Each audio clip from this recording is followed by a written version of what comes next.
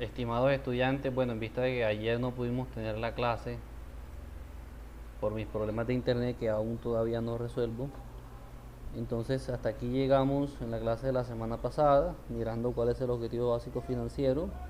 Habíamos dicho que no es la maximización de utilidades, porque es un concepto cortoplacista que puede ser aludido a algunos aspectos como tácticas o decisiones que tomen a nivel de gerencia para la disminución de costos y gastos o en su defecto para el aumento de ingresos vía altos precios de venta.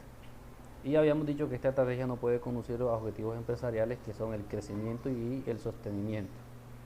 El objetivo básico financiero está relacionado con la capacidad que tiene la empresa para seguir operando en el día a día.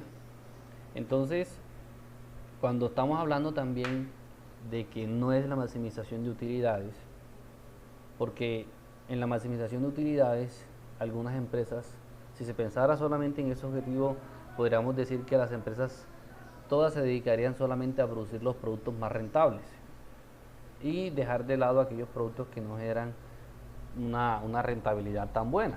Entonces, eso podría tendría un efecto inmediato en el aumento de utilidades porque las empresas solamente se concentrarían, invertirían su capital en los productos que les generan una alta rentabilidad, pero al tiempo podrían abrir la posibilidad de que la competencia vaya tomando ese espacio que se dejó gracias a que no se está comercializando o trabajando en la producción de productos que no eran tan rentables y finalmente puede traducirse en que la competencia pudiera hacer combos o algunos tipos de estrategias promocionales que, que pueden empezar a sacar del mercado a la empresa.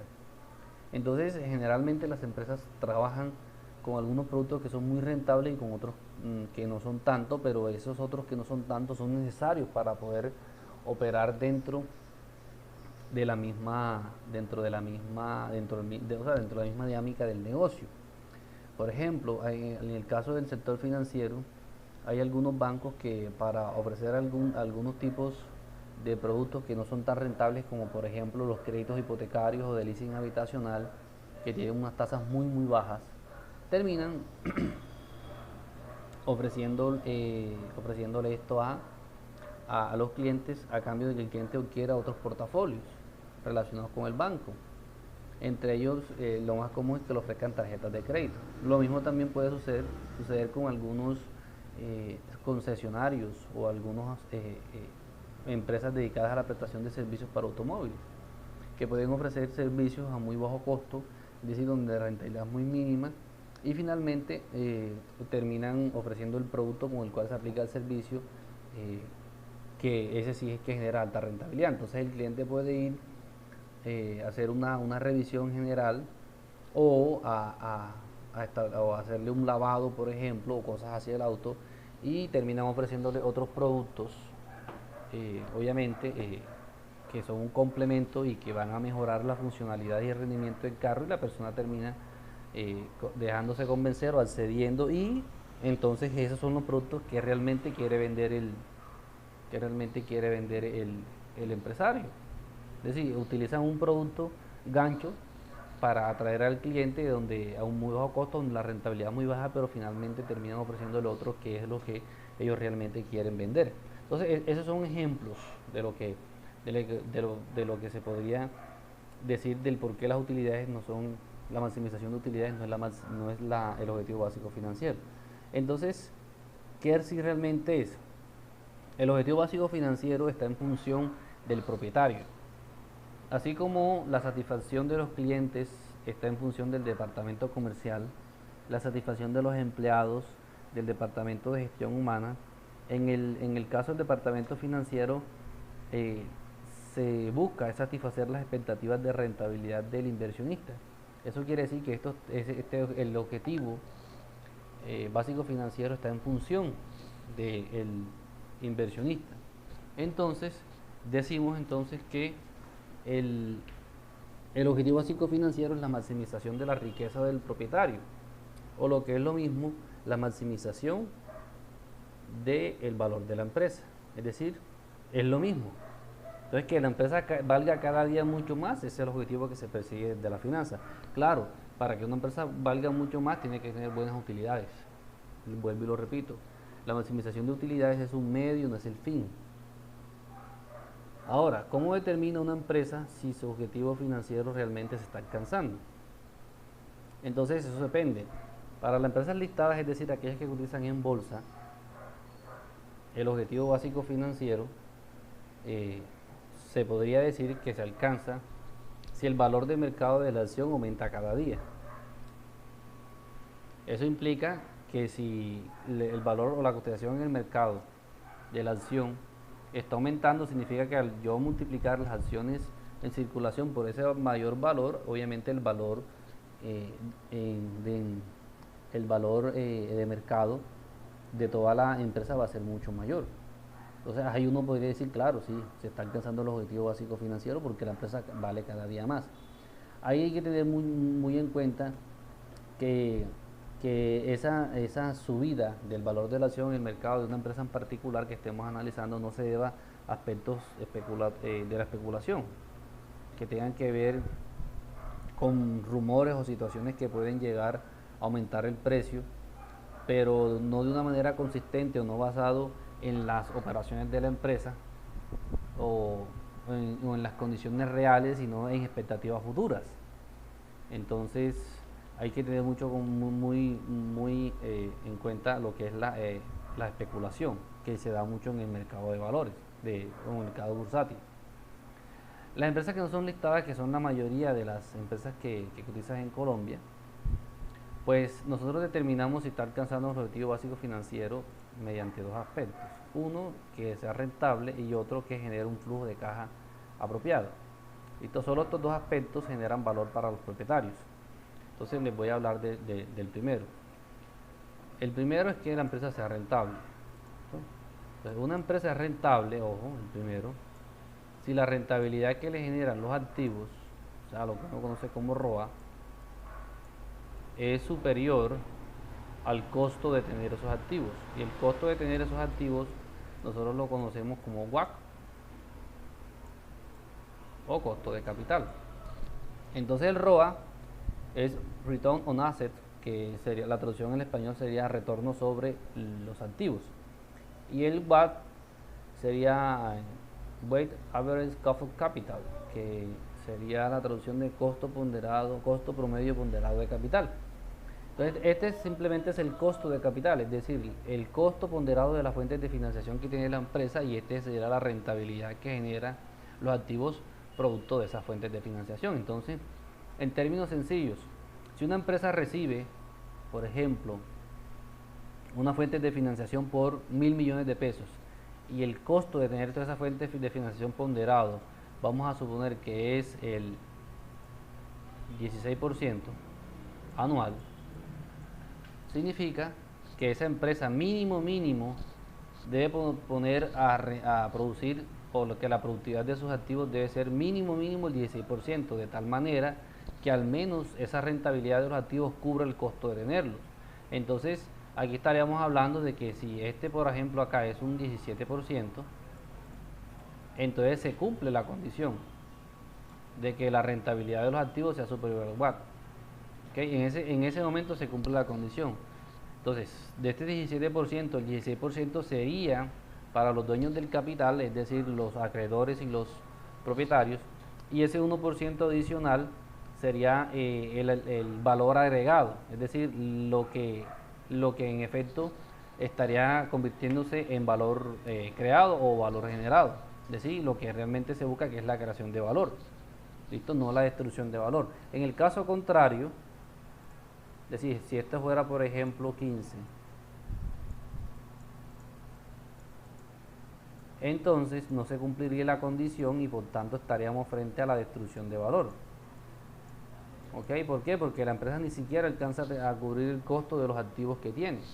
Entonces en este caso, esto sería lo equivocado, y lo correcto sería esto. Siempre se tiene que dar esto. Entonces a eso me refiero con esta condición de que sea rentable. La segunda condición es que la empresa genere un flujo de caja apropiado. Entonces la empresa va a generar un flujo de caja apropiado si el flujo de caja sirve primero para reponer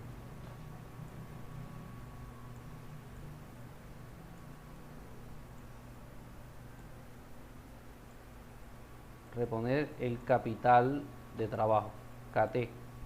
Capital de trabajo lo vamos a simbolizar con KT. Entonces, reponer el capital de trabajo significa que la empresa está en capacidad de generar flujos de caja suficientes para que la misma operación del ente sea,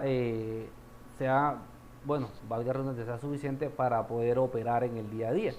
Entonces, que la empresa tenga para poder pagar a los proveedores, que pueda hacer un buen recaudo de los clientes a tiempo, más bien que los clientes paguen a tiempo. Eso es una buena gestión de cartera, que tenga para pagar a los empleados, para pagar los impuestos en el caso de las retenciones que tenga que hacer, o del IVA si se paga de manera bimestral. También, por ejemplo, para pagar los servicios públicos, para pagar los gastos menores, que si se dañó este repuesto en una máquina se tenga el efectivo suficiente para poder comprarlo, etcétera, etcétera. Entonces, estamos hablando de reponer el capital de trabajo. Eso por un lado, listo. Además de eso, el flujo de caja debe servir también para reponer los activos fijos. Los activos fijos básicamente son los activos no corrientes, aquellos que tienen una destinación específica en la empresa que no están disponibles para la venta y que sirven para producir otros activos o para la administración del ente. Entonces, si una máquina llega a su vida útil, es decir, ya se vuelve obsoleta, entonces hay que cambiarla, entonces el flujo de caja que genera la empresa debe ser suficiente para poder atender los cambios que se requieran por parte de los activos fijos. En teoría, toda empresa podría reponer sus activos fijos vía el ahorro que se genera periódicamente vía depreciación. Entonces, recuerden que la depreciación es un gasto que no genera una salida efectiva de dinero como tal, pero a pesar de que de eso se registra contablemente como un gasto, y ese gasto el gobierno lo considera como deducible del impuesto de renta. Significa que las empresas que registren contablemente la depreciación, pues ese gasto va a disminuir la base gravable sobre la cual van a pagar los impuestos. Significa que en realidad las empresas están pagando menos impuestos vía depreciación. Entonces, ese ahorro en impuestos que se genera vía depreciación es el mecanismo que el gobierno ha creado para que exista un ahorro por parte de las empresas para la reposición de los activos fijos. Entonces, por eso les digo, en teoría, cualquier empresa debería poder reponer sus activos fijos sin ningún problema, porque mensualmente están registrando un gasto que si se utilizaría como un ahorro, pues estaríamos ante la posibilidad de reponer los activos fijos sin mayores contratiempos. El tercer elemento para el cual debe servir un flujo de caja es el pago de la deuda. El pago de la deuda. Eso incluye capital e intereses. Ese pago de la deuda debe hacerse dentro de los términos oportunos, es decir, de que no exista la necesidad de estar haciendo maniobras o cosas a último momento para que se tenga el flujo de caja suficiente para pagar la deuda. Es decir, aquí recuerden que es capital e intereses. Y finalmente, además, el flujo de caja debe servir para pagar dividendos. Los dividendos son las utilidades convertidas en pagos para los propietarios. ¿Ok? Lo que significa que acá con esto se le pagaría a los acreedores,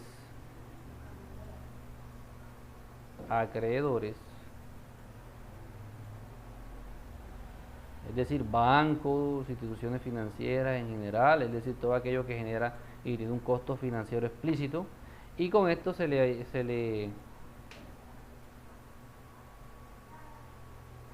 pagaría a los dueños. Significa que el flujo de caja debe servir para pagar tanto a los de afuera, a los financiadores de afuera, que son estos, como para los financiadores internos, que son estos. Entonces, esto es lo que se considera como un flujo de caja apropiado, que la empresa genere flujo de caja para reponer activos fijos, capital de trabajo, pagar las deudas y todos los dividendos. A eso nos referimos con que tenga un flujo de caja apropiado. ¿Ok?